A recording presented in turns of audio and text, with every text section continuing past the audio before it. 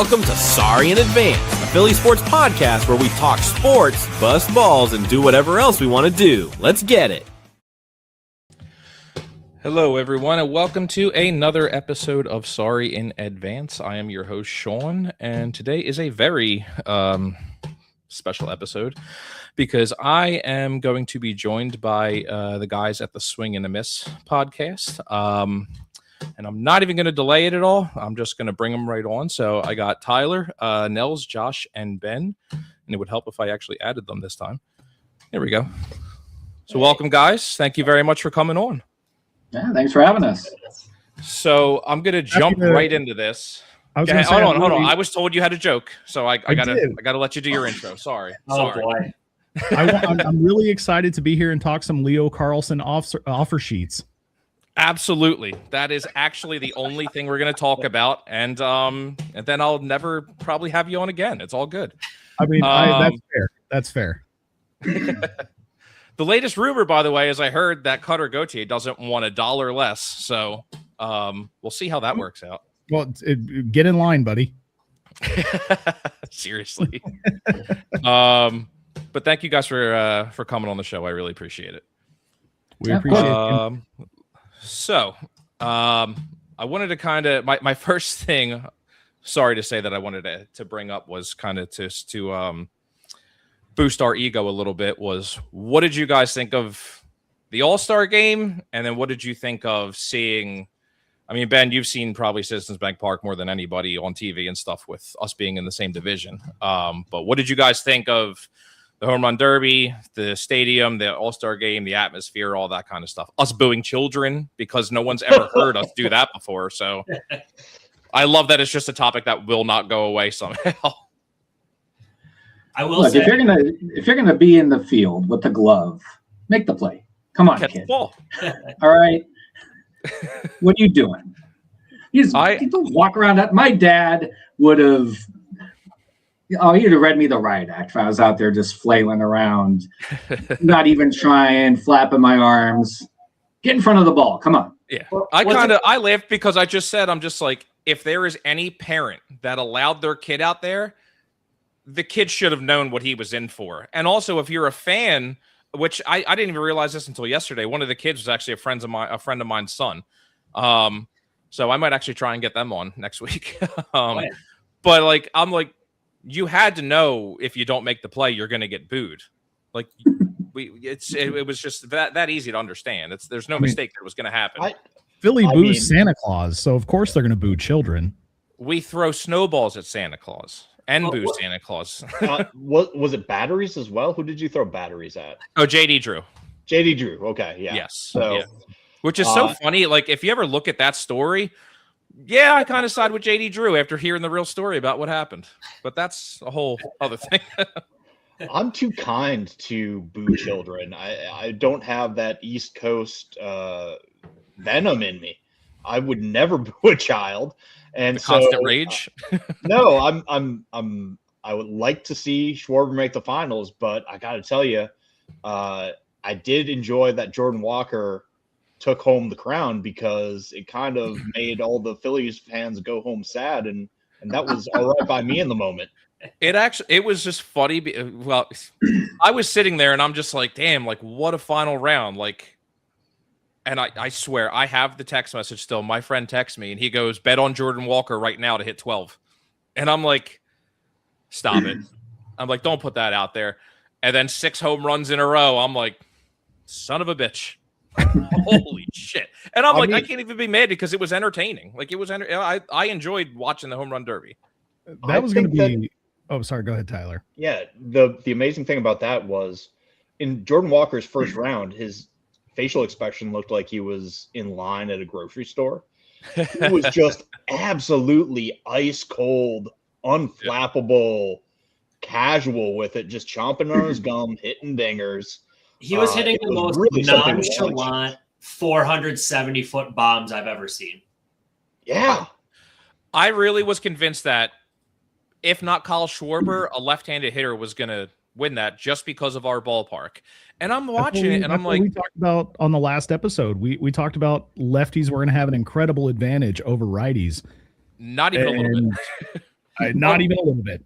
And I think the format played into that a little bit. So you see guys waiting for their pitch and absolutely smoking the ball as opposed to just how many rips can you get in. So a shorter porch somewhere isn't really as much of, hey, can I hit this ball out because I got to swing 30 times? It was more wait for your pitch and hit it out. So they weren't hitting, just out of the park, shots. They're hitting 180-foot bombs. And it's strategy at that point too, because you're not on a time limit anymore. So it's just like, all right, here's my rest. I don't have to call time anymore. I can rest and see a few pitches. I mean, what did you guys think of the new? Well, not the new format, but going back to kind of the old format. Yeah, I loved it. Not only the format. I think one thing that is a little understated from this year's Home Run Derby is going back to wearing your team's uniform. Yeah. I can't tell you how much I hated the uniforms that the American League and the National League put together over the last handful of years. There was nothing about them that had character. There was nothing about them that said where the team was from. I didn't like it. I think it's silly. Yeah. I loved that aesthetic. Being able to, that's very reminiscent to when we were all growing up and you saw guys playing in their home jerseys or their away jerseys, depending on who was the home or away team. So I loved it personally. Have we ever seen anyone out in public wearing an All-Star game jersey? Like I have to think that the thought was, okay, we're going to get these in merchandise sales, but I've never seen one in the wild. I said it during, it was actually, hey Donna, how are you? I said it during our last episode, and I said it in like 2 or 3 different little TikTok clips I made. I'm like, apparently there is outrage that there is no NL and AL jersey. And I'm like, well, have you seen them the last few years? Like, I need a break because they're terrible. And I'm like, I don't understand. And then I like the American flag and the numbers. I thought that was a really nice touch. I made the joke. I was just like, Toronto probably isn't happy about it, or Canada's probably not happy about it right now. But like, I thought it looked good. I thought it was a nice little touch. Everyone has their own jersey. I'm like, I don't need new. It's for collectors. I'm like, you're making, you have to make a buck. I get it, but I'm like, I don't need new NL and AL jerseys all the time. I really don't. I have a hat. I have last year's Braves. I think it's a batting practice hat from when they did the Home Run Derby, but I think Nels has the same one for the Giants. Yeah, I got one. It's like the batting practice or whatever, the on-field warm-up hat, and then there's the official All-Star hat. So they're definitely trying to do a money grab with all the merch. Which the hats were pretty cool. The jerseys, not so much. I did like the hats from this year.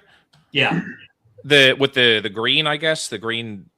Yeah, and in light letters, the team name underneath the logo. Like I thought it was pretty cool. Subtle enough that it wasn't like overwhelming. It was kind of a cool, different touch that I haven't really seen on a uniform before. I was trying to see it too with the back. Like I was like, is that the mesh that like you see a lot of different ones? I'm like, is that what they're doing now?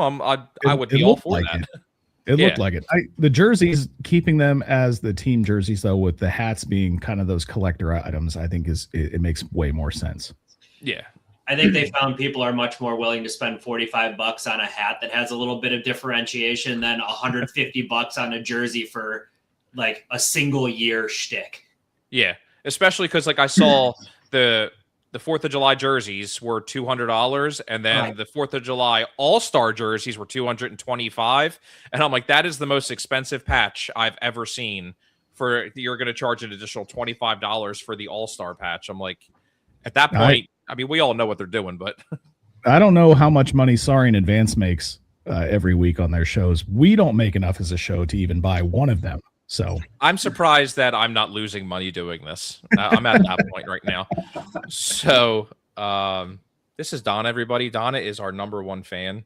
Hey, she is literally here. She chimes in from work. Oh wow! So she's dedicated. And then there's my mother who taught me every curse word I know.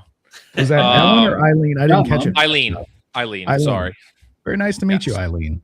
One thing I would like to see them do with the All-Star jerseys, and this is cribbing off of the World Cup, they should put a star someplace, either on the cap or on the jersey, for every time you've been an all-star. Like someplace. Like so cool. You would see somebody 1 star, this is their first all-star game, or you get a Bryce Harper that's got 10 stars on their jersey, and it really would be kind of cool. I think that might be something that people would get into. Yeah. I feel like people would be very surprised when you see 12 on Mike Trout's, and you're like, he's been healthy for that long. Yeah. Sorry, this is me and Bennett. We're joking about Mike Trout earlier. So we talked about Mike Trout for quite a while, but one thing about that, Tyler, is eventually we're going to come to an all-star that's got a name that is military related in some way. And then they're going to get to their fourth all-star game, and their nickname forever is going to be like 4-star general, 4-star admiral. And that's so you're saying when University of Oklahoma quarterback General Booty decided to play baseball instead? Hey man, that's a great 4-star General Booty. When he gets the 4-star captain right here or something like that, it's coming. That's a great nickname. I was going to say 4-star General Booty. If I ever meet him, I'm going to bring that. I want to get him as a guest now immediately.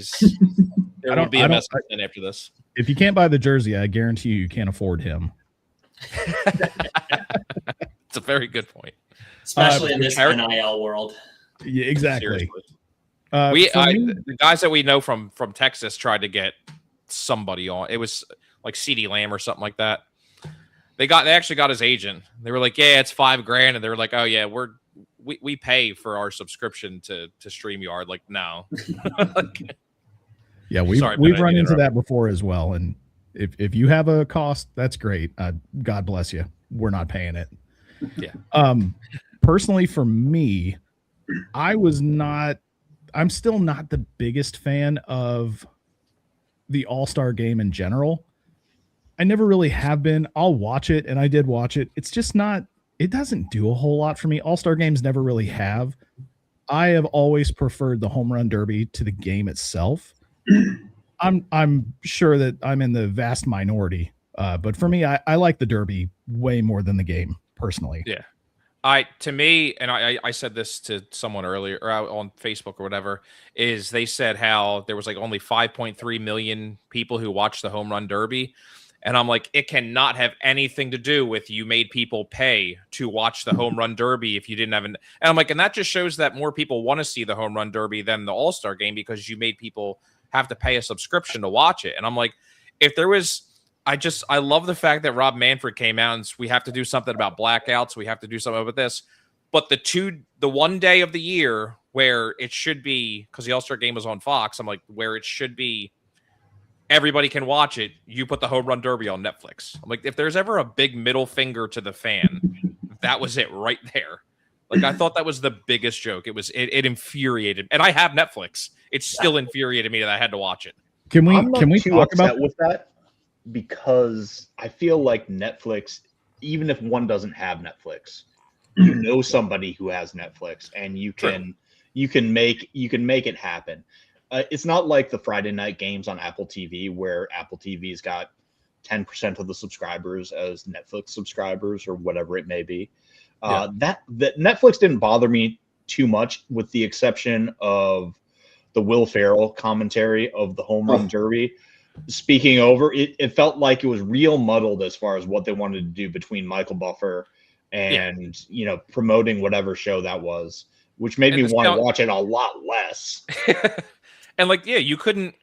The mic was cutting out between him and Luke Wilson, right? Yeah, Luke Wilson, whoever the other guy was. I know, and I'm like, I know you're only here to promote your new show, so you're doing that. Charlie Buffer's trying to do his announcing, and we're like, I can hear them. Will Ferrell trying to talk still. I'm like, this wasn't the best idea to have them both try and just do this at the same time. Almost, I wasn't crazy about that. It's not I get it. Not a movie show specifically, but you brought up an interesting point I didn't know we were going to get to today, which was, I think I'm kind of over Will Ferrell. And I don't know that I would have said that 10, 15, 20 years ago. I think he's had, a piece in Americana and cultural being an icon, but I'm kind of over it. Step Brothers is kind of the last thing I really found really funny. Yeah, just me. I'm just kind of over him personally. I don't know. I'd still watch Kicking and Screaming any day. So, well, that was 20 years ago.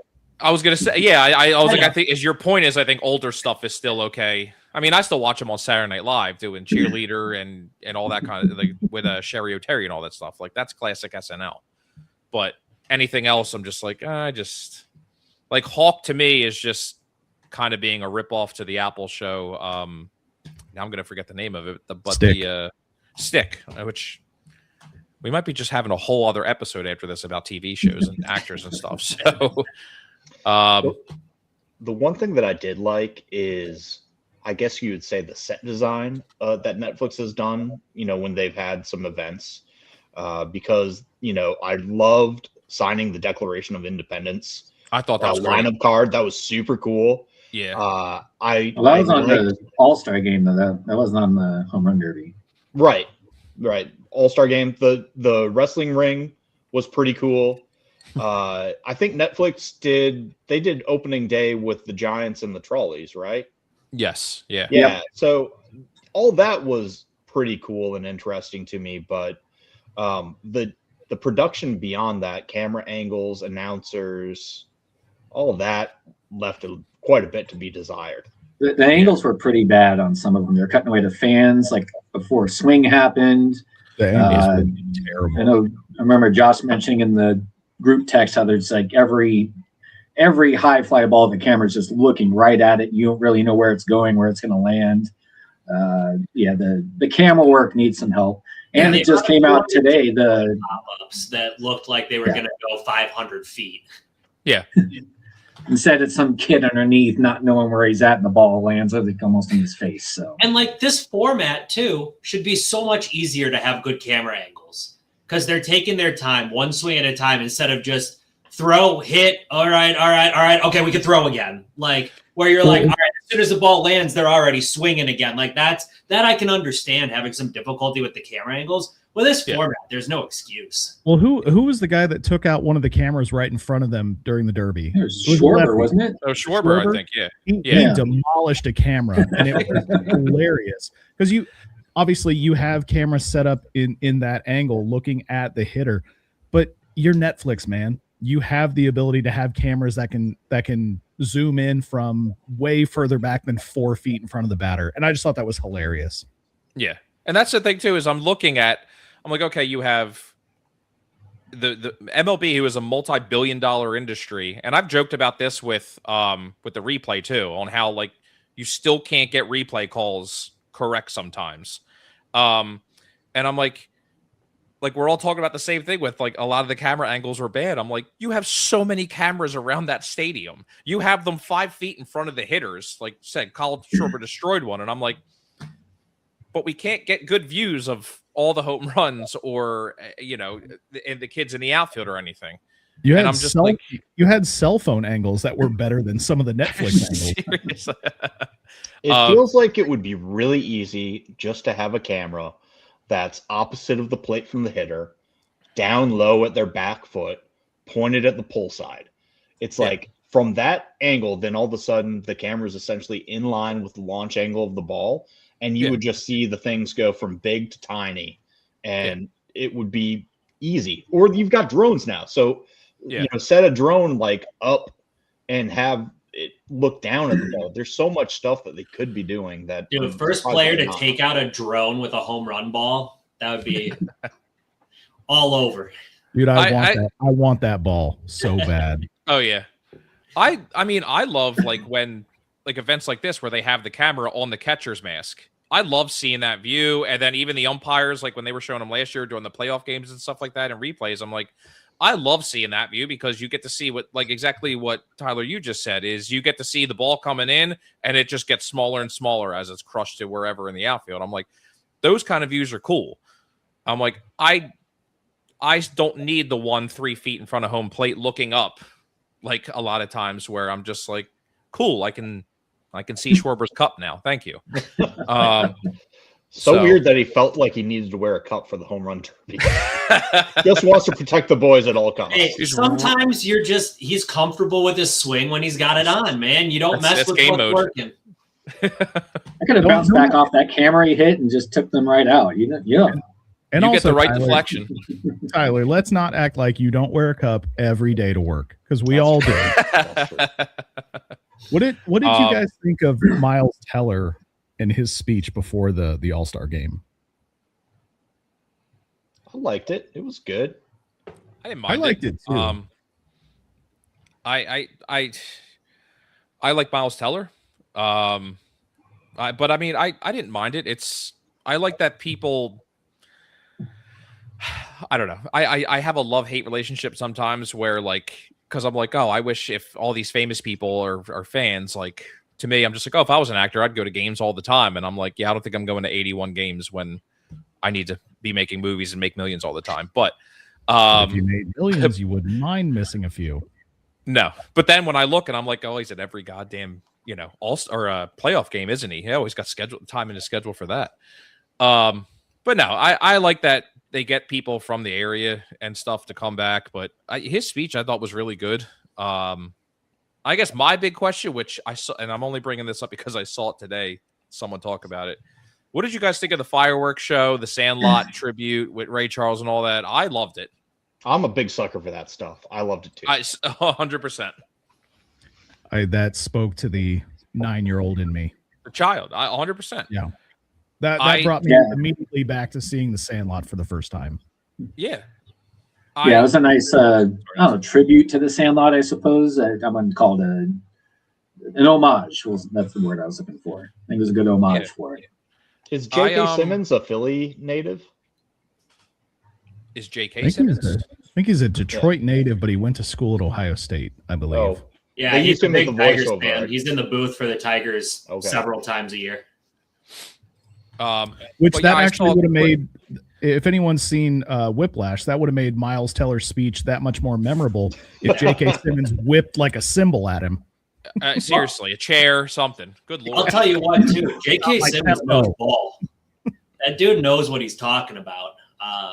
When he gets on the Tigers broadcast, he's breaking it down with the boys. It's great. I love hearing that kind of stuff, like that they're so into it. I'm drawing a blank. Oh my God, the guy who played Kevin Spacey's right-hand man in House of Cards. The bald guy? Yes. Yeah. He's also in the Jack Ryan series. Yes, he's in that. He's in Lioness. We'll call him Phil. Okay. That's good enough for me. I don't know his name. But he was on like the 611 podcast that Ryan Howard and Jimmy Rollins do, and he's a Braves fan. And it was so funny hearing him talk. He's like, I've never hated the Phillies. He goes, when you guys knocked us out a few years ago, he's like, I immediately was a Phillies fan, and I'm like, damn, you're openly admitting that? Like, wow. But I mean, the shit that he knew that he could remember, same thing. It's just I love when, like, they're not, you get athletes who aren't just fair weather fans, and they're so into it. Like J.K. Simmons will get in that booth and start talking to Jason Benetti about the guys in the farm system. It's great. Michael Kelly is his name, by the way. Okay. So he's been in the J.K. Simmons point. He's been in the Braves broadcast booth a number of times, and they actually put him down like in the stands sometimes, which I think is kind of funny because they don't put him like in where like Andrew Jones and Bobby Cox sits. He's down in like section 211, like row 8, and they're like, "Hey, can we get an interview with you?" And people around him are like, "Hey, am I going to be on TV?" And like, well, yeah, because this guy's on like House of Cards and Jack Ryan and all sorts of stuff. So we're going to talk to him though. So please don't yell obscenities. Right. Okay. So I just want to get your thoughts on the All-Star game. That was for each of you. I mean, I know, we got Braves, Detroit, San Francisco, and Minnesota.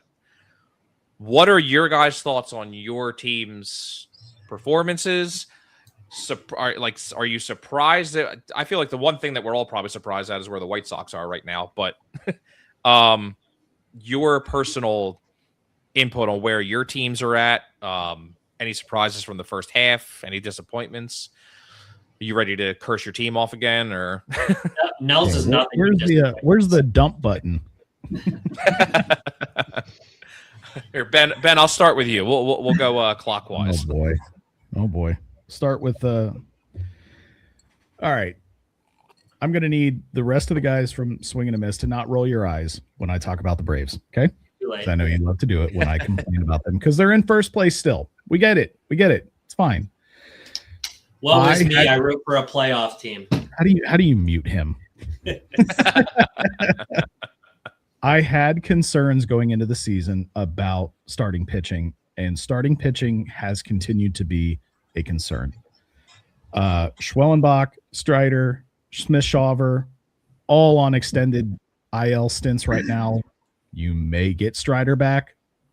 Quite honestly, in the last 3 years, has Strider been what he's been before that? No. So if I get him back in 60 days, is that really the bump I need? I don't think so. We've also had a significant amount of injuries in the hitting. Obviously, Acuna is the big name that everybody knows about, but Yaz is on the IL now. Ha-Seong Kim is back on the IL, though he wasn't really hitting anyway. He's hitting like under 100 for the year. Michael Harris definitely picked it up. Michael Harris has picked it up, and Ozzy's been incredible. And you've gotten some timely hitting from guys like Eli White that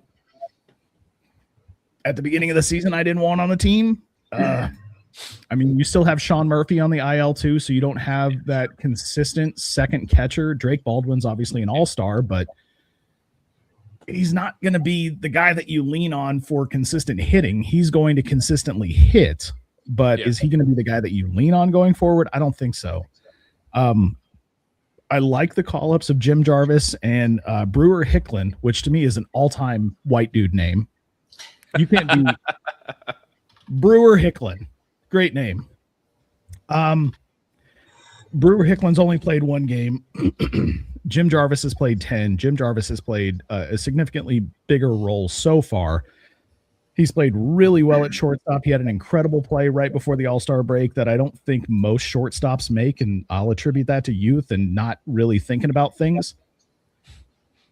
They've hit relatively well.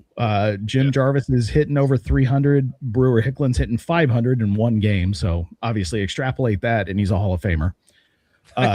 So I have concerns about the hitting, especially with Austin Riley. He's hitting just over 200 this year. He's got like 9 home runs. He's hitting for contact and not for power, which is not what I need him to do at third base. I need power. I need more than 9 home runs. I need more than 47 or 49 RBI. It's not a lot. I need power from my corners. And with Austin Riley not hitting well, with Acuna not being in the lineup for 65% of the year so far, now with Yaz out, who am I putting in right field across from Eli White? It's going to be Mauricio Dubon, who's hit well, but he's not a power guy. So I've been pleasantly surprised with the start. I've been really disappointed with the end to the first half. They need a bat, and they need a starting pitcher and probably a long reliever at this point to really be competitive going forward, because your Phillies have been on fire, and I don't like it one bit. Who also need a bat, a starting pitcher, and a reliever. So we might be battling for the same 3 players at the trade deadline. Maybe we can make That's a good point. Between the 2 teams. We'll go. You give us your 3 worst. We'll give you our 3 worst. I'm happy with where they are. I'm disappointed with where they are based on the start, if that makes sense. Yeah, I mean, my view, and I guess the biggest one, the biggest 2, excuse me, is going to be obviously Acuna and Strider, but I feel like it is such a league-wide thing where, because you brought up Austin Riley only having 9 home runs. I mean, you look at, Tatis took him, 3 months to hit a home run. You look at Vladdy Jr. It is so weird Cal Raleigh. It is so strange across the whole entire league how these power hitters, 5-6 home runs, it's not what you need. It's not what you're paying them for. And you're just like, what is going on across the whole entire league? Now, when you talk about Strider and Acuna, the fact that Acuna has been so hurt with such serious injuries in the past already, I used to, get annoyed when I saw like how they signed Albies to a cheap deal. He signed Acuna to a cheap deal. And I'm just like, well, shit, the Braves might've been onto something here because you're not signing a Mike Trout contract to Acuna, and they've been hurt a lot. So you might be making out a little bit all right here. So I think it's just crazy that they all until Acuna can play 162 games and then maybe a few more into the next season, I'm not signing him to a long-term deal as much as I love him. Yeah. I think it's just when it comes to Strider too, I'm just like all the injuries and it just they just come back and I'm like he ain't going to be throwing 100, consistently like he was before. And again, it just in today's MLB though, you throw 4 or 5 innings, it gets you paid nowadays, so it doesn't matter anyway. But yeah, I think I picked the Braves to win the division if I remember correctly when I was on your guys' show. I can't remember. It was a while ago. You did. We all agreed that the Mets are going to Met, and I'm just like, wow, they just started from game 2, and then they haven't slowed down. But again, same thing with the Mets. Lindor's been hurt, but he's got whatever. I don't even want to talk about him. They're winning right now. So we don't have to talk about the Mets. Let's never do that. But yeah, it's I think me and the Phillies and the Braves at the trade deadline is gonna. We're obviously going to be both buyers, but I have no idea what the hell my team's going to be able to do because we have no farm system. So, well, and I think the interesting thing about the deadline with the Braves is Anthopoulos has historically been more pro player that's already in the system rather than utilizing picks and prospects as currency. And I think this is going to have to be the year that he changes that mindset and say, all right, we've got 15 top 30 prospects or 15 top 50 prospects. We're going to have to use those as currency if we want to compete this year. And given the hot start and where they were and where they expect to be by the end of the year, they're going to have to use those as currency. They're going to have to act like the LA Rams of baseball. They're going to have to say, F them picks. I don't care about picks. I don't care about prospects. Let's trade them. Let's get guys this year.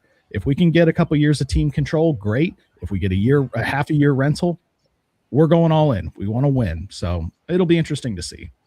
If they need an example to look at, just look at Andrew Painter. So if you want a prospect to get rid of. Josh, I'll pick you next. Yeah, kind of the opposite of the Braves a little bit. Started in the dumpster and then got a little healthy and got hot towards the end until we met your Phillies, who gave us a nice 2-game slide at the end as we were closing in on being in real playoff contention. 6.5 games back of the division and 3.5 games back of the wild card, which isn't too far out. And now things get a little muddy. It was going to be easy sell at the deadline, not even think about it, but then rattled off, I think 9 of 10 before the Phillies series. Got right back into a weak American League. Might be the worst offense in the history of baseball to produce 3 All-Stars from that offense. But 3 really, really solid players in Riley Green, Kevin McGonigal, and Dylan Dingler. Young guys that are going to be our core for a long time. Everything else around that, though. Can I bring up something really quick about Riley Green that made me fall in love with him today? Oh, is it the fact that he is the least athletic looking athlete that you've ever seen? Like, he's very athletic, but he looks like he's like running like a 4-year-old child. No. I was watching a TikTok of All-Star Game Media Row, and they were asking guys how they felt about doing the 999 challenge, and like Paul Skeens and James Wood and a couple other guys were like, "That's disgusting. I'd never do that." And then Riley Green was like, "Yeah, I do it today. I'll do it right Yeah. He's like, Riley I don't Green. He's like, I don't need to train. I don't need to do anything. You give me 9 beers, 9 hot dogs. I'll do it in an hour. I'll tell you, Riley Green and Spencer Torkelson are like best friends. And I swear they're just like two bros at a frat house on this team. Like, I'm like, anything that seems stupid and fratty like that, absolutely, I would peg them to be all in on. But yeah, I mean, other than that, though, the offense is not great. They get streaky, won a bunch of games because they got a little hot, but went 6-22 in May. It feels like it's not real, but now the rumors are swirling that they might be looking to add at the deadline. The big thing is Tarek Skubal. Yeah. So, when I talk with my Tigers fan friends, I think we're all kind of on the same page at this point. We saw it 2 years ago with the Tigers. We're kind of in the same spot, getting hot, sold, got rid of Jack Flaherty when he was having a stellar year, sub-3 ERA, traded him to the Dodgers, and then went on an absolute heater and made the playoffs. Won the wild card, went to the ALDS, played well and got bounced there. So we've seen like giving up a top of the rotation guy and still competing. And our rotation is incredibly strong still, even if you remove Skubal. Obviously, you think you get into the playoffs and you've got Skubal, Mize, Valdez, Flaherty. Cater Montero has been absolutely phenomenal in every role they put him in this year. And the name to watch out, if you don't watch the Tigers, you may not know much about him, is Troy Melton. He was a rookie last year, just exceeded his rookie limits, started the year on the IL. He's been phenomenal since he came off the IL. Just under 50 innings pitched, a .182 ERA, 5-1, 2.2 WAR, which is right up there with the top of our rotation. So we've got the pitching that if we do make it to the playoffs, we still feel pretty good. As much as I hate to say it, I think that we've got to be looking seriously for suitors for Skubal. Because, boy, if he leaves for nothing, that's the kind of guy that you don't want to be the Angels with Shohei. Hold on to him. Don't make exactly my fault. And then next thing you know, you've botched a potential, decades worth of rebuilding from that. Yeah. It's so hard to say. I don't want him to leave. He's saying all the right things that makes it sound like he wants to be in Detroit, but the big bad wolf in Scott Morris as his agent makes me feel like there's no chance we're going to compete for the biggest dollar. So if you can't re-sign him, you've still got a strong enough rotation.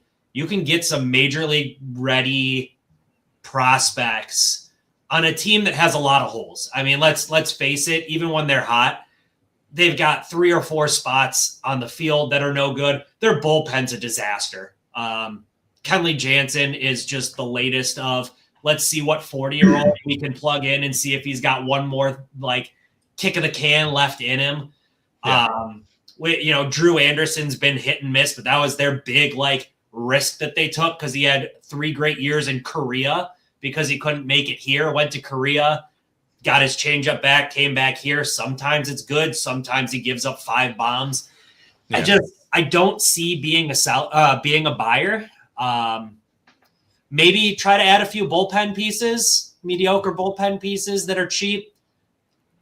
Make a little bit of a run. Maybe try to get a bat somewhere, but that's going to be the big story is the next week and a half. What do they decide to do with Skubal? And it pains everybody in Detroit to say, but it may just be in the best interest of the franchise to see what you can get back from him. And you know what? The nice thing is getting back into the race has been great for negotiation purposes because we can play you don't want to give us what we think he's worth? Fine, we'll keep him. We're going to try to make a run. They can play that card as a negotiating tactic. And absolutely, if everybody's stingy and you don't get anything worthwhile, then stick with him and go. But if somebody comes at you with a king's ransom, you can't say no now. You can't say no, yeah. You've got a bunch of young guys who seem to have a really good core foundation. I mean, Troy Melton is looking like he can be the next ace of staff. You'd hate to see that all go to waste and lose him for a comp draft pick when he declines the qualifying offer. We're already getting a comp pick by the almost certainty of Kevin McGonigal winning Rookie of the Year. So what do we need a second comp pick for at that point? Like, get us a real farm system back. So I mean, you expect when the Twins trade away 40% of their roster again this year, that it will go to the Tigers for Skubal, yes? I don't want anything that they're selling, so. Oh, they've got pieces. I mean, do you? So, gun to your head, is Skubal gone? I won't hold it to you. I won't hold you hostage to it, but yes, I mean it. Seems for the trade package you could probably get for him. Yeah, and Chris Ilitch has been known to not be a big spender ever since his dad died and left the team to him. And Scott Harris is big on finding value contracts and dumpster diving whenever possible. I don't see them thinking that they'll put together a package that Skubal would stay for. And so if you're not going to be seriously going to re-sign him, you got to restock and reload. That's how the game runs these days. What do you think? I mean, he's making $32 million this year. Like, what do you think it would take to keep him? I mean, are we at probably $50 million a year? Well, it depends. It's Scott Boras as your agent, probably. Well, it's Scott Boras. So there's a couple different routes, of course, how everything is. Does he want the highest AAV or does he want the longest guaranteed money? Will he take 41 over the course of 7 seasons, or will he take 50 over the course of 4? Right. Which one makes you more competitive? And honestly, if he would do 50 over 4, you gotta think, all right, fine, 4 years, 200, we can do that. We're not a small market team. We've loved to operate that way recently, but I mean, back when we had your boy Dave Dombrowski over here and Mike Ilitch at the helm, we were top 5 in the league in payroll every year when we were winning the division, when we were making our runs to the World Series. We can spend. Yeah. You go, hey, we can't take on the financial risk of 7-8 years on a 29-year-old, with a history of some injuries recently, but we can do 4 at 50 a year. If that comes in, I'd say do it. But at 7-8 years at 41, I just don't think that we'd be able to compete on that like the Dodgers or the Yankees or the Phillies could.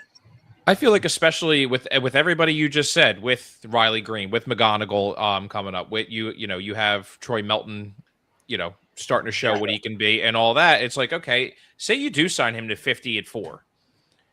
If that's your window, I mean, that's a really good team right there. No kidding. And his deal would expire. He'd still be 33, get a chance to go do it again. And that would be right when we'd have to pay those other guys again. Right. So it's perfect time for him to come to the Phillies. Phillies overpay. He gets an arm injury, never plays again. It's Freddie Garcia.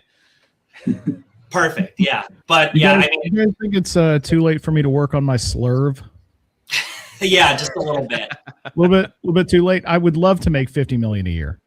Yeah. Well, I'll tell you what. If he signed for 4, even 5 years at 50 a year, I don't think anybody in Detroit would shed a single tear at that. They'd be absolutely, let's go, buckle up, let's make a run now. But Braves will take him. You gotta, if you're Scott Harris, you gotta know, like at this point, you gotta know if you've got a real chance or not. And if you don't have a real chance, then you gotta hit the trigger. You gotta know with a week and a half to go, do you have a real shot? This is the first time I've ever interacted with your mom, Sean. She's my new favorite person. She's the best, isn't she? She has no problem bashing our own team. With Nola. Why not another? Hey, well, you know why, Eileen? Because it's not our money. Why not? Spend it all. I've never understood, especially in a sport with no salary cap, for now, that's a discussion for another day with CBA coming up, why anybody gets all up in arms about what their team is paying a guy. It ain't our money. If the owner is going to spend the money, let the owner spend the money. Yeah. Who cares? Salary cap, I get it because it prevents you from being able to do other things and it weighs you down. In a non-salary cap sport, the owner wants to spend $50 million a year on a guy, so be it.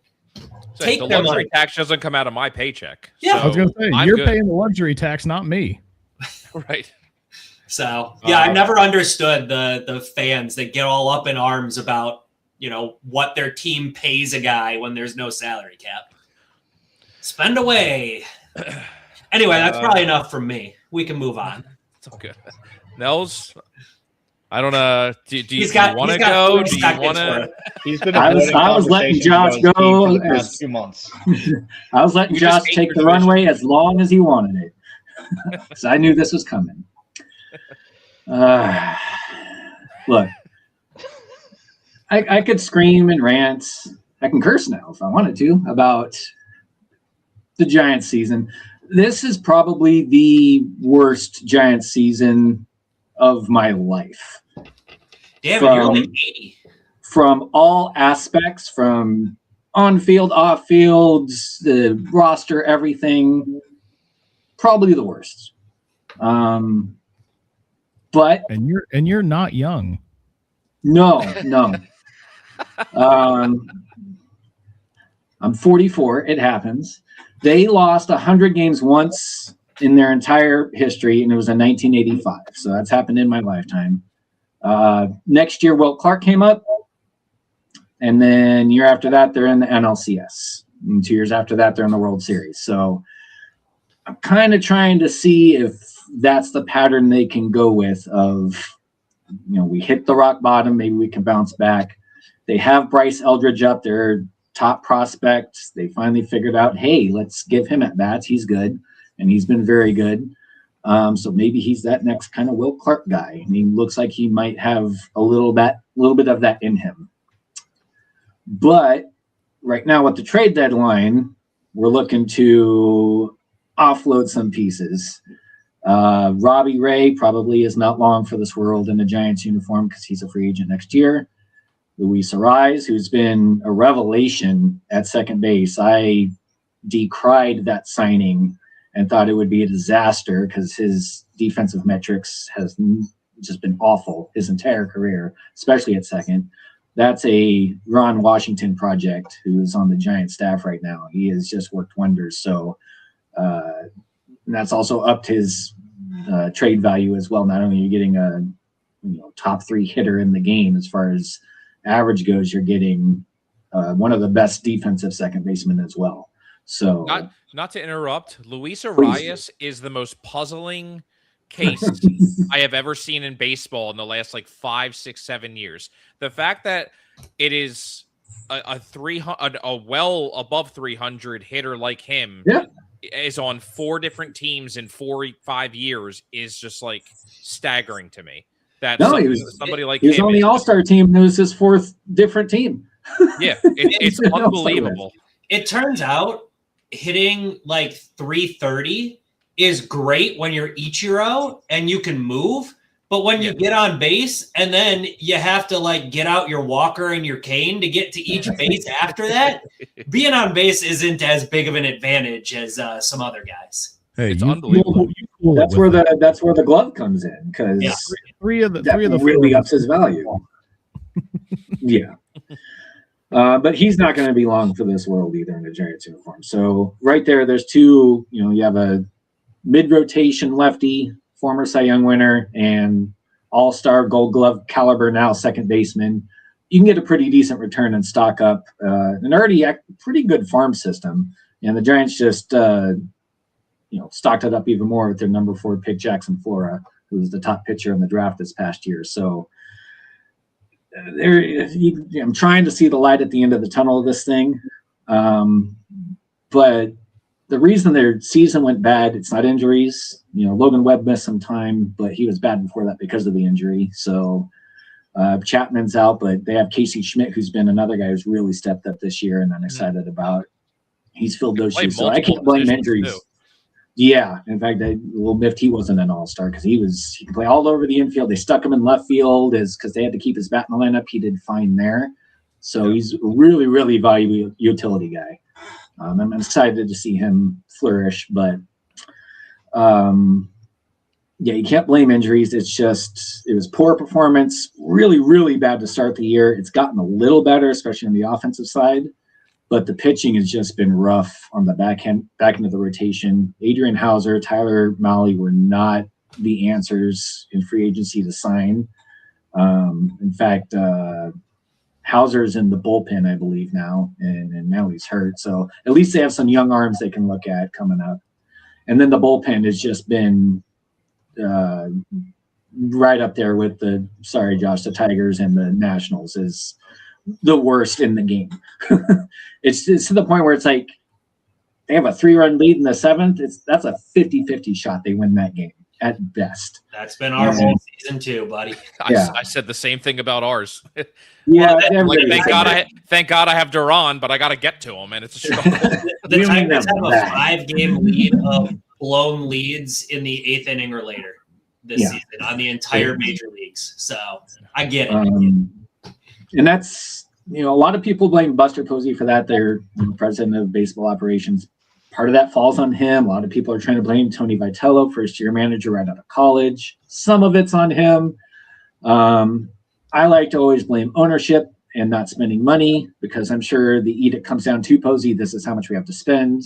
So that's why you're going dumpster diving for your Hausers and Mahle's of the world instead of trying to get somebody decent. So there's blame to go everywhere. Hopefully it's more of a learning curve and a learning experience than this is how it's going to be.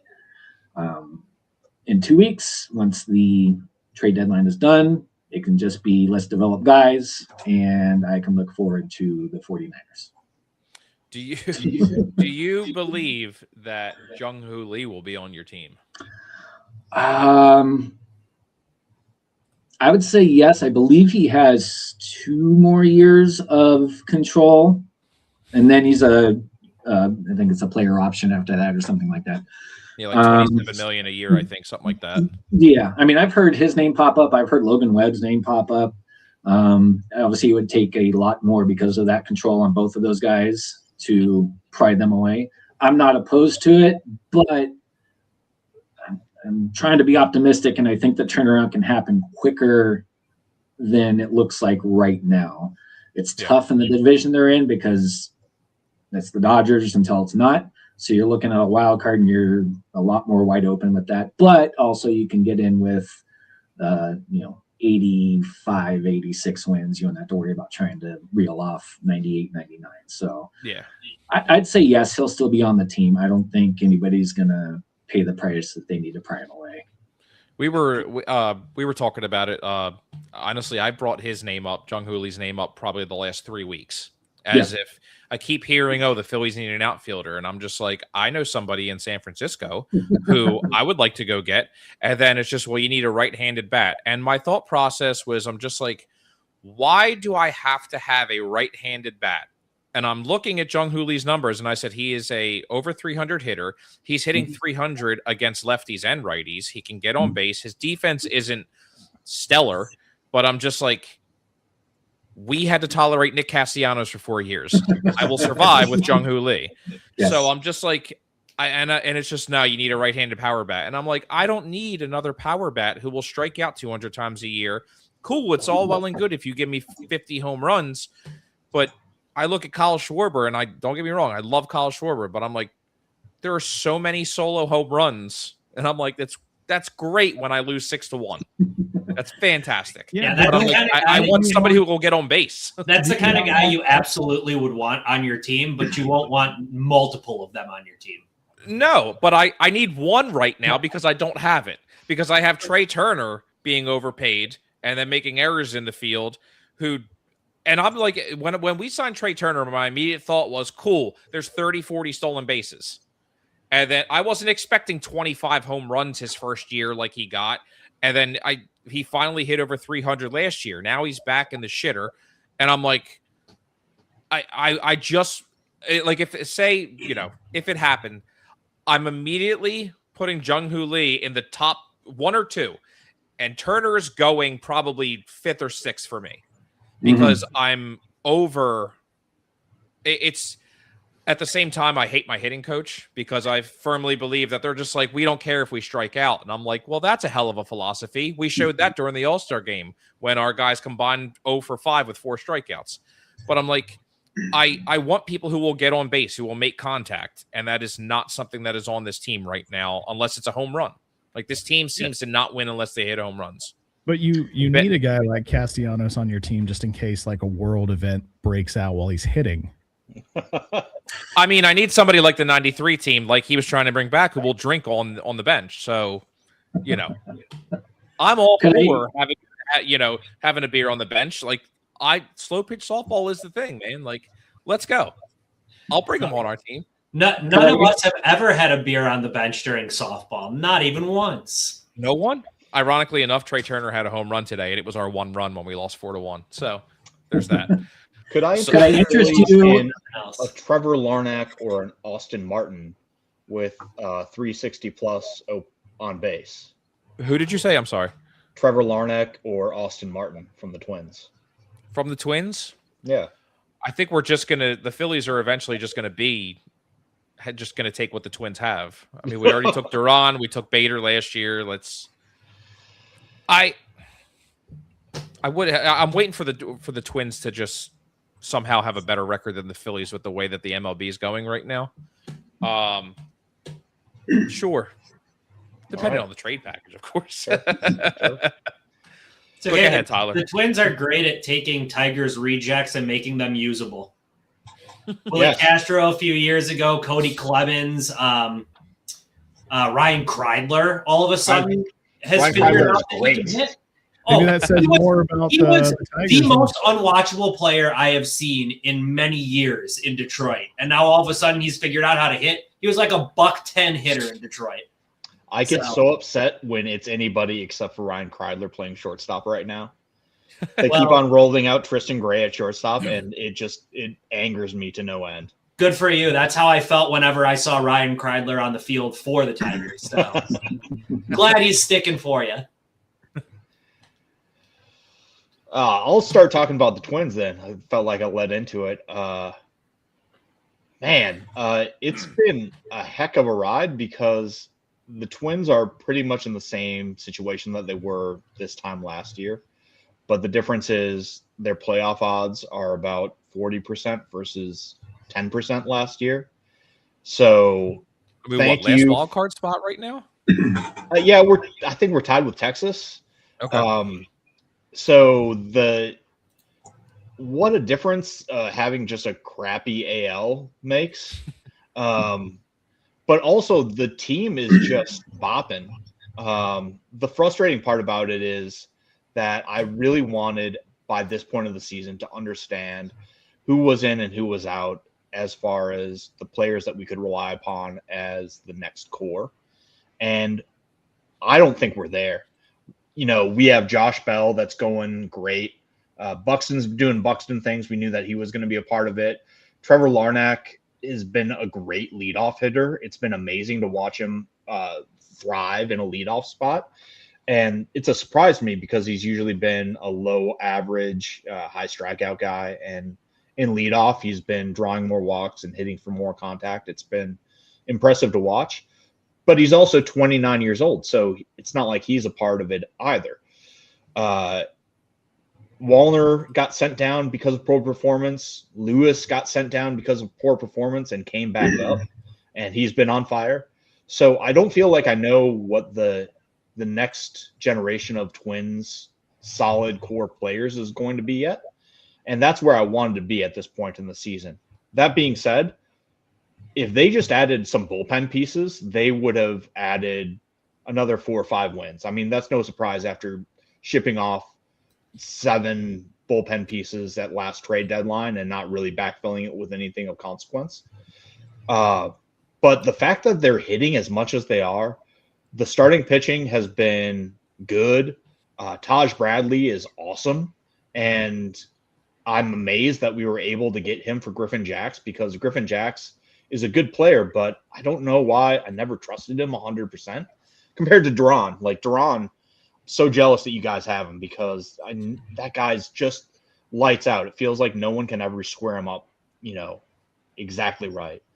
I'm looking forward to the Twins. Hopefully, I feel like they need to do a bit of what the Rays do, which is sell off some pieces and bring back some pieces. And I really want to see them call up some of the guys from AAA. I'd really like to see Emmy Rodriguez come up. I'd like to see Walker Jenkins come up. It would be awesome. If that means shipping off Ryan Jeffers, my heart's ready for that. I love Jeffers. He's an awesome catcher, but I understand that they might not be able to say no to any type of a deal. Or they're carrying 3 catchers right now. Austin Jackson has been super solid in a backup catcher role. So they might send him off, and we might be going forward with Carantini and Jeffers, which are the 2 better catchers on the lineup. So there's a lot of stuff that I'm excited about right now, and I'm just bemoaning the fact that they did nothing to address the bullpen in the offseason. Because if they had, this team would actually be significant and a bit more dangerous. I was going to say, too, I know you mentioned Taj Bradley. I remember watching him last year when he was with the Rays still. And he looked like he was really going to just stay a part of their rotation or just stay a part of their future. But the Rays, will trade anybody and then all of a sudden still be in first place like they are right now, which the Rays just don't make sense. But I also wasn't expecting Cody Clemens to be, second on your team in home runs. And yeah, it was a friggin' bench player here. And I'm just like, I was actually, I'm not even going to lie. I was kind of upset when we traded Cody Clemens, because I was like, what a nice bench piece and this and that. And I'm like, oh shit, he'd probably be a really good starter on my team right now. Like, this kind of sucks. But I mean, it's cool to see. I mean, and again, I laughed when I actually looked up the standings, and I'm just like, son of a bitch. Like, there's only 2 teams above 500 in the whole entire American League right now.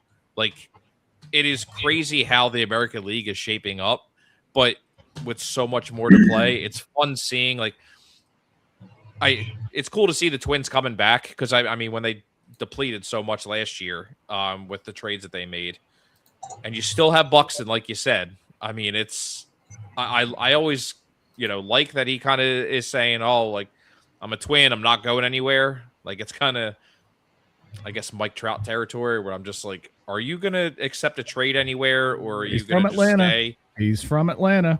He's not from Atlanta. No, he made that Georgia. Crystal clear. Bring him home.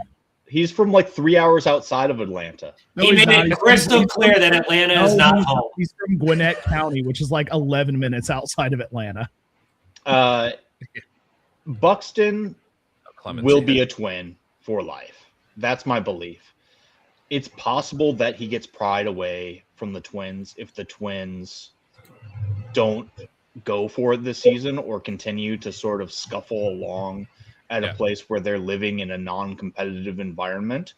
At that point, his loyalty is like the loyalty of an abused spouse. There's no reason for him to be loyal when the team just isn't trying to capitalize on, the backside of his prime. I'm just surprised that no one has come out and said, if we trade for Buxton, we're signing him to, a $30 million a year, 10-year contract, and doing something like that, because that might be the thing that pries him away for the Twins. He's woefully underpaid right now. His base salary is $15 million. He's got to, finish top 10 in the MVP and meet certain plate appearances in order to get him to like the $20 million range. But he's Does he have a full no trade clause too? He's got a full no trade clause. Plus, he's got 10 and 5 rights. Yeah, I was going to ask if he has been around long enough for 10 and 5. Yeah. It's just not. I'm not even trying to be a dick about it. Just not games played. That's all. Right. No. That's why I feel like he hasn't been around for 10 years, because he's only played about 3.5 years worth of games. Right. Yeah, but he got a knee surgery. Braves would pay $30 million a year for a left fielder. I'm just putting that out there. Well, he plays center. So Michael Harris, get your ass. Not on that team. He wouldn't. He'd play left. I'm pretty sure he's a better center fielder than Michael Harris. Whoa. Yeah, he's good. He's still good. Well, they're both great. Well, I look forward to seeing you guys next month at the Field of Dreams game. I I laughed because, and I'm not like I always think of like the NHL Stadium Series and stuff like that. Like you try and get a rivalry. So then when I saw, I was like, oh, Phillies Twins, and I'm like, were the Phillies and Twins ever like rivals, or are we just throwing two teams like throwing darts at the board? Because the Phillies wouldn't have, even when they were the Senators, the Phillies and the Twins were, or the Senators were in different leagues, so there wouldn't have been anything. Unless we go back, unless the Phillies played the Twins or the Senators in like the 1929 World Series, and we have to go way back to that. Maybe when we were the A's, but not the A's, or it's all Dombrowski going back to his Detroit roots. Man, I hate those AL Central teams. Maybe it's just like because people have been asking for an outfielder here for so long, and Buxton keeps coming up. They're just like, here's the closest you're actually going to get to ever seeing Buxton play. So man, you kind of stepped all over my joke. I thought you were going to say we've been waiting for an outfielder so long we were hoping he'd walk out of the corn. No, that'll be Mike Trout at 38. We'll sign him to a $50 million, or $50 million a year for 10 years at 39 years old. 39 years old, and he retires day one. So second half upcoming. What do you guys? I mean, we kind of went through trade deadline a little bit and all, but I mean, what do you think? How do you guys think that you're going to pan out? I know we kind of dove a little bit into it, but I guess little final thoughts on the second half of the season coming up. Josh, you're at the top, so I'll start with you. So sorry.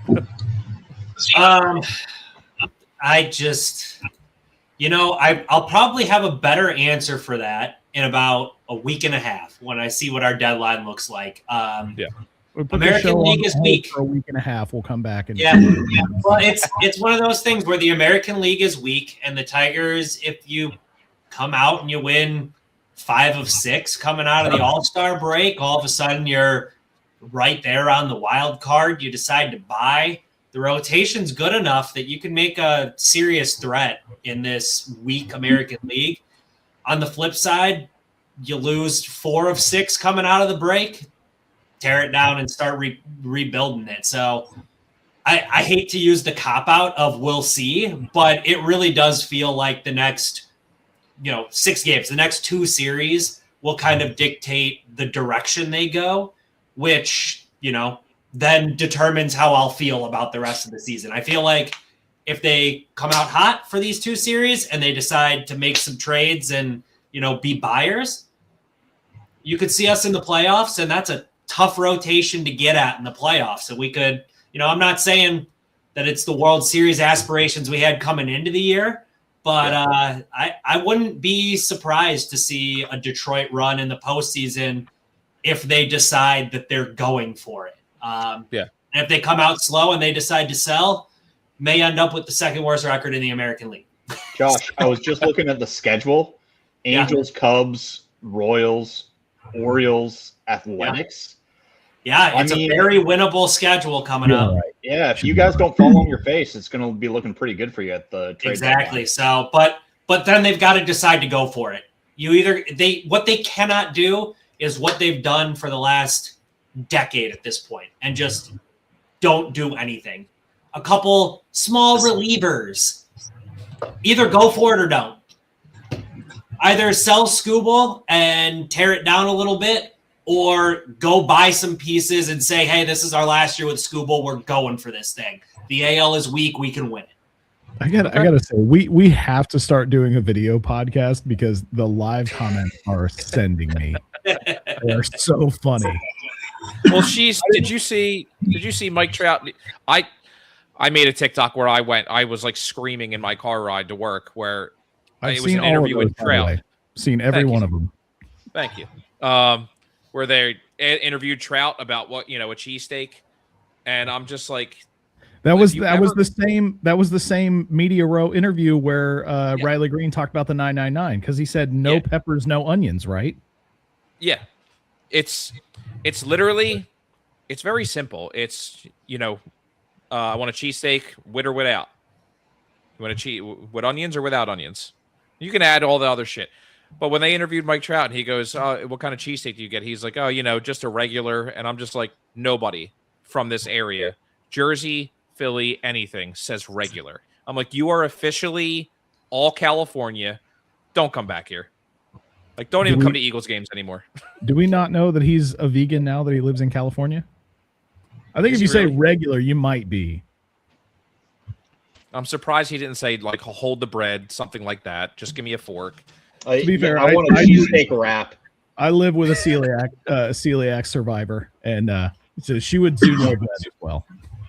I just got diagnosed. I'm not even lying. Oh, yeah? Yeah, and my wife just brought home sourdough bread, and we already had like 3 slices, so I don't give a shit. Just medicate me. It's fine. Sean, we have so many recommendations to send you for literally every aspect of your life. Yeah, my mom and my sister both have it too.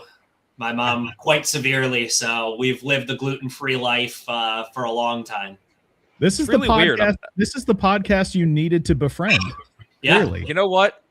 This is the most viewers I've ever had. This is the greatest episode ever. I've learned so much about myself already. All it took was celiac. I should have started that. Anybody here have celiac disease? What can we talk about? I'm so sorry for your loss, Sean. Philly that would be my wife.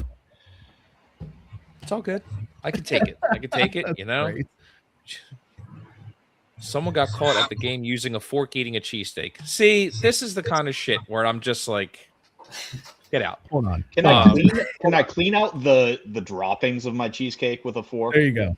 Is that allowed? Oh, yes, that's fine. Fingers? Okay. Yeah, no. That was my first question to Tyler. And then there's my mom with the dynamite drop in, the podcast from hell. Nels, I know we kind of talked about it a little bit, but second half, I mean, let me ask you real quick. I know you kind of talked about it because I meant to ask you earlier. I mean, are you happy with the Tony Vitelli signing with Posey currently? Because I remember bringing it up on before, and I had a lot of people who were San Francisco Giants fans who were just like, they're not happy with what Buster Posey's doing. He's just kind of putting them in a corner. He's bad moves, bad contracts, and. Mm-hmm. I mean, I can't say I'm happy with the results. Obviously, it hasn't panned out so far. Like I said, there's plenty of blame to go around, so it's hard to say that it's all anybody's one person's fault. And, they'll give Vitello another year at least. They're not going to make him a fall guy or anything, I don't think, this year. And Posey still has plenty of cachet with the team. He's almost certainly getting elected to the Hall of Fame next year. So, there's going to be a lot of goodwill with that. So time will tell. We'll see. Ask you again next year. Yeah. It just might be one of those seasons too, where just everything that can go wrong went wrong. So, as long as I just want to see the kids play the rest of the season. I don't care about the record anymore, winning, losing. They have young arms in there. They have Roop. They have Wisenhunt, Trevor McDonald. Get those guys as many starts as they can under their belt so they can come in next year and have a solid rotation. They're getting Randy Rodriguez back. He was their all-star reliever last year, blew out his elbow at the end of the year, so he's been gone all year. So it's one of the reasons why the bullpen's been trash. So they'll get him back. He's just aces. Other than that, let the kids play and see what you can get for the pieces at the deadline. Can I ask you one more question? And it's from a few years ago. What did you think of Gabe Kapler? I liked him, and I think he was unfairly kind of kicked out. He was a fall guy? Yeah. I mean, they had that year in 2021 where everything went right. The exact opposite of this year. And they, obviously overperformed. They won 107 games. You're going to when you do that. But, at best, we're probably high 80s talent-wise, and just everything, and the margins went right. Everything went right. Yeah. So I think people were expecting more of that, and it just didn't happen. Yeah, that's part of the reason why I'm like, hold on to Vitello, give him a shot, because I feel like Kapler didn't really get that fair shake, and he was the fall guy when things fell off after 2021. Well, I'll tell you what, when you move on from Gabe Kapler, you're guaranteed to have a less jacked coach than him. That dude's got arms the size of after that. So, yeah. Unless we bring in Rob Brindamore. Oh, God. If you ever get a moment, look up some of the interviews Gabe Kapler did on 94 WIP here. Oh, my God. I mean, it was a war. It was a war between radio, the morning host and him. It was, I mean, it was must hear radio because Kapler just had enough, and our radio host at the time was just an asshole. So, but he was known for it. But it was very funny to hear. It's Philly, right? Yeah.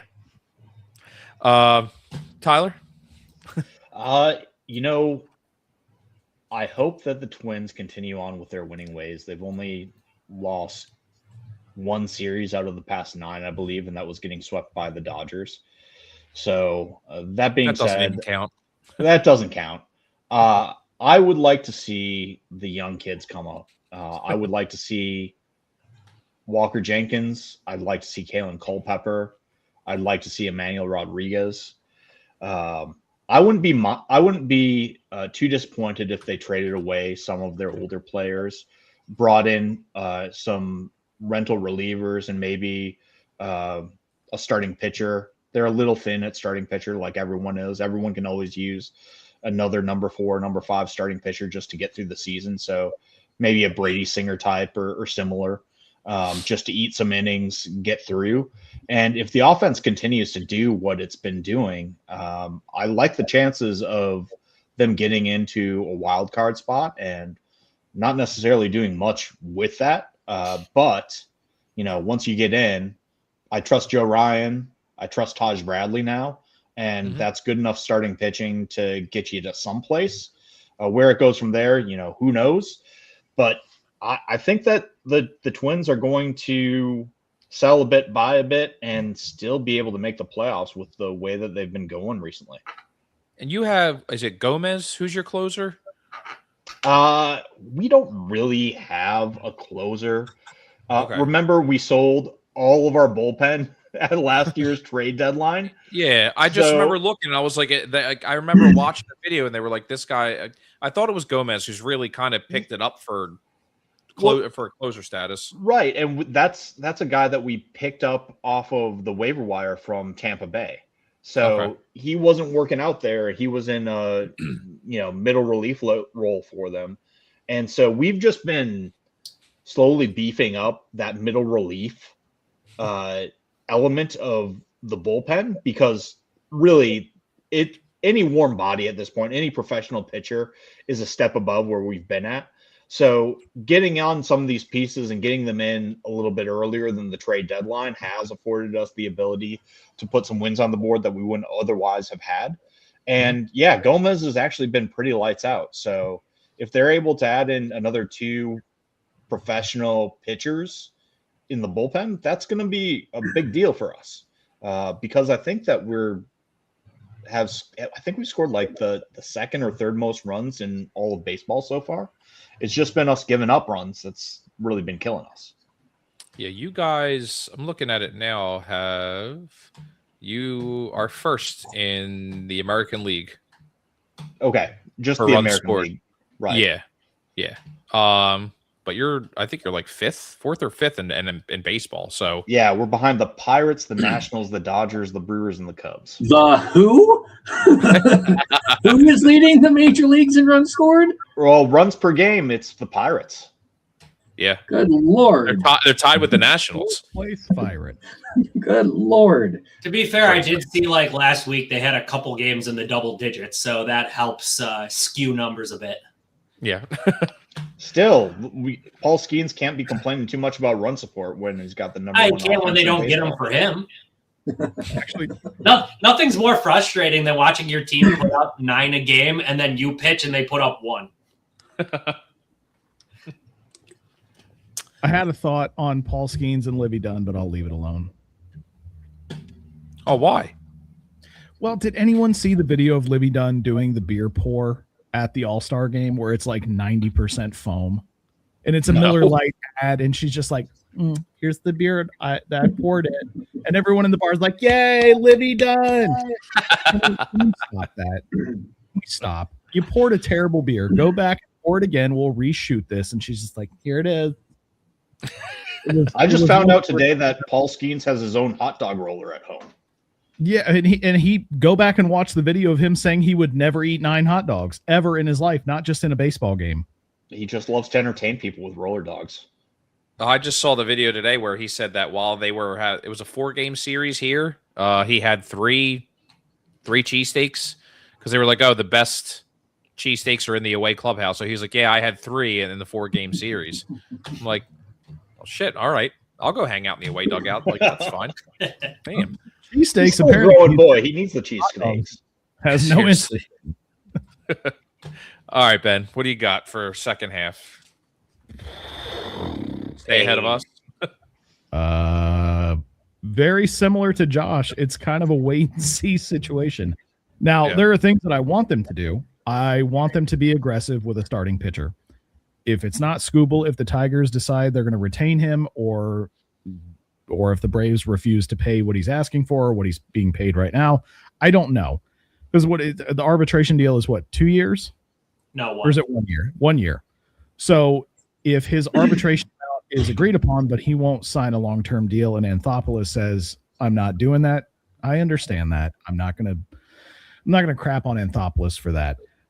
There are also other options. I think Sonny Gray is a good option to go after. I know we talked about this on our last episode that the Red Sox may be buyers after winning 9 straight going in the All-Star break. I don't know. I personally would not be if I were the Red Sox, but whatever. But outside of that, we have Michael Wacha. I think Michael Wacha's a good piece. He's not a great piece. My wild card pick, and we talked about this a few episodes ago when we did our GM kind of play acting. I think Luis Castillo is a good play for the Braves to go after for the Mariners because they don't have a place for him. Mm-hmm. It provides a lot of cap relief for the Mariners. Mariners can go out and add some offensive pieces, which they need, but the Braves need pitching. I would love to see them add a left fielding bat. I don't think that is necessarily going to be high on the priority list. As much as I'd like to see it, I don't think it's going to happen. Just with people getting healthy. With Acuna coming back, you can park Eli White out there, and Eli White's fine. He's nothing spectacular. Then when Yaz gets back, Yaz can be your everyday left fielder. If Yaz comes back, I don't know. There are so many questions with this Braves offense right now that I don't really have a good answer. I know that people have floated around the idea of Austin Riley because he is a productive third baseman defensively right now and historically offensively. I'd rather get rid of prospects than Austin Riley because Austin Riley's a proven commodity. I'm okay with getting rid of 2 to 4 top 10 prospects for a solid left field bat. Will that happen? I don't know. I'm not confident in this. I'm not confident that Anthopoulos will be aggressive enough to make the necessary moves in order to not only just not lose the division, but make a deep playoff run, because I think there will be some moves that are made and they will be mostly cash considerations or prospects or middle relievers. And they'll be like, see, we made 46 moves. It's great. And it's like, yeah, you traded away nobody for nobody and nothing gets better. That was a really good Bill Clinton impression. That's exactly what that sounded like. I thought it sounded more like W. I don't trust Anthopoulos this year right now. Now, he could surprise me. I have no idea. And they could make some really big splashes if they land Sonny Gray, Michael Wacha. Skubal's, I think, a long shot at this point, just given the recent Tiger success. I think Josh is right. I don't think they're moving him. Josh said they were moving him. I think they're not. I want to say they're going to be aggressive. History has said they're not going to be, so I'm going to go meh. I mean, you see it like you and I had talked before about like players to be traded or whatever for outfielders, especially like because the Phillies have been mentioned with Joe Adell. I mean, could you see someone like him or like Lane Thomas? I keep saying Mickey Moniak, and I'm just like, that dude is walking proof of Coors Field. Like, can we not? I think those guys kind of fall into that meh category where you have the aggressive tag placed on you and you trade for names that people have heard, like a Michael Moniak, and people are like, oh, I know that name. And so people assume this is a good trade, and it's not. It's a product of his environment, just like you said with Coors Field. I would like to think that they go after guys that actually are going to make an impact. I really don't care about name recognition. Like, I don't expect you to go after Manny Machado or Austin Riley. Yeah. That would be stupid. I don't expect you to go after, Randy Arozarena for left fielder for the Braves. I don't expect that. I expect you to go after production and value. And with a team in a market like Atlanta, there's no reason you can't spend the money to bring in a Tarek Skubal, a Michael Wacha, a Sonny Gray, even if they're rentals. I know that I still think Byron Buxton is a Brave before the end of his career. I don't know that it's this year, and I'm not saying it's going to be this year, so don't quote me on that. I think Byron Buxton becomes a Brave before the end of his career. Why not go make a play for him this year? Yeah. All right. I like it. So I'll ask one more question. Who's winning the World Series this year? Dodgers. Dodgers. They three-peat? Well, are we going until it isn't of the season? Or are we going based on what we've seen in the first half? Is the answer still the Dodgers? Right now, if I had to bet, I would say the Rays. I feel like it's one of those things where, yes, the Dodgers are excellent, but I could very easily see the Phillies or Braves knocking them off on the road to the World Series, where the Rays seem to have the easier path right now, especially with Judge's injury. Has anyone heard if they've revealed imaging? They said that they were going to do it over the All-Star break. I saw something said it was going to be another few weeks. Yeah, I heard 1 to 2 weeks from the All-Star break. Okay, well, so before he gets re-imaged. So, I mean, I think we're looking at Judge doesn't come back until September at this point, and that may be too late. Yeah. I think, to your point, Tyler, I think Judge doesn't come back this year because I think we get to maybe early to mid-August and he's still not 100%, and they may do another set of images and say, we're shutting him down for the year. They're not going to risk it. Yeah. I don't know. The AL is still going to be wide open. They're going to they've got good pitching and good enough offense. He's your cash cow and you're in it right now. I don't see them risking it personally. Yeah. I'd be fine with the Rays because I think we're so used to, seeing them be right there and then just disappear pretty much all the time. And it's every year. It's the same as the Brewers. The Brewers can trade their best players away, then somehow be the best team in baseball and then get knocked out in the first round. The Rays have been my number 2 team for over 20 years now, so I follow them pretty closely. And they're always just like one step away. But, 2020 felt like the year with the shortened season. They had the miracle walk-off with Brett Phillips and Randy Arozarena stumbling around third in the home. And I was like, this is it. I don't know that I buy into the Rays. Had Trevor Bauer that year. Huh? If only you had Trevor Bauer that year. Is Brett Phillips a Savannah banana yet? I think he actually might have. I think he's on that path. Because he feels like a perfect Savannah banana if he's not. But, I would love to see the Rays, obviously. Who's up next? I got all yours. You're good. I can go. My World Series pick, I'm not wavering. I won't do it. I'm sticking with it. I picked the Cubs versus the Mariners this year. And at this point, I'm going to call it a toss-up. I'm going 50-50 Cubs or Mariners. Only because I don't remember who I picked in the prediction episode. So I'm going to go 50-50 right down the middle. It's funny you say that, and Tyler, actually, that you said that the Phillies, could be a team that knocks off the Braves. I saw it yesterday. It was someone posted a bracket they made, and it had the Phillies knocking the Dodgers off and then the Phillies beating the Mariners in the World Series.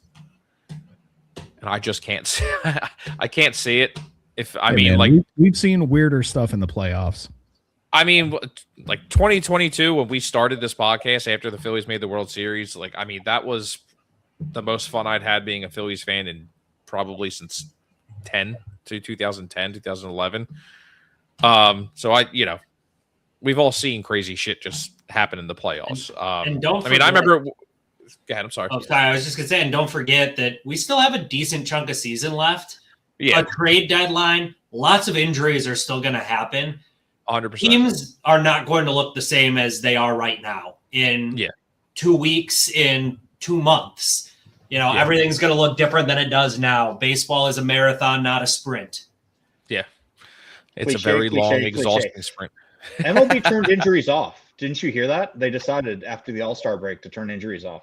They could have done that in May for the Tigers. We'd actually be in this thing in the AL. Could have done that last summer for the Braves. Well, guys, I greatly appreciate you coming and hanging out I apologize I took an extra half hour of your time, but I appreciate it. I'm pretty sure we took an extra half hour of your time, so. Bingo. I'm happy to have you. So I appreciate you guys coming on. And anytime you're always welcome to come on the show. I think maybe we could do a show again before the Field of Dreams game. It's a Thursday night too. I kind of hate that that's a Thursday night. Like, of all games, why would you not have that during a weekend game or something like that? Because you got a captive audience. People are busy on the weekend. Yeah. True. Too much to compete with on weekends. You got to have your Thursday, nobody's doing anything, draw the eyes in. True. And it's on Netflix. I was going to make a joke about it being on Shudder or something like that. And it's on Netflix. Can't wait for Barry Bonds and everybody else, Anthony Rizzo and all those guys to be sitting out in the cornfield. Yep. Bonds and Pujols. Because we hated that son of a bitch when he was alive, so we told him to stick it. We told him to stick it. I'm going to go watch. Very nice. I'm going to go watch Field of Dreams right now. Yeah. Give me 30 minutes. I'll be right over. Sean, we appreciate the opportunity to come on here and be a part of your show. We came across you in a happenstance situation in a Facebook group, and we can't express how excited we are that we've made this connection. We really do appreciate it. Yeah, thank you. It's been fun. I mean, I know, me and you talk every so often and kind of bullshit, and then when we do, we're texting like all day. It seems like so. And mostly it's not Mike Trout. Yeah. You officially really like. The more I talk to him, I'm like, fuck, I really do. I hate him now. I don't like him anymore. God. And then he comes and he builds a golf course that no one can afford to go to. I'm like, this son of a bitch. Nobody makes you hate people more than Ben. So it's quite the skill I have. I thought that was FanDuel that made me hate players more than anything. So, but guys, I appreciate it. And like I said, any other, you're always welcome anytime to come on. But I hope you guys have a great night, and thanks again. Thank you. Appreciate it. Thanks, Sean. See you guys. Bye.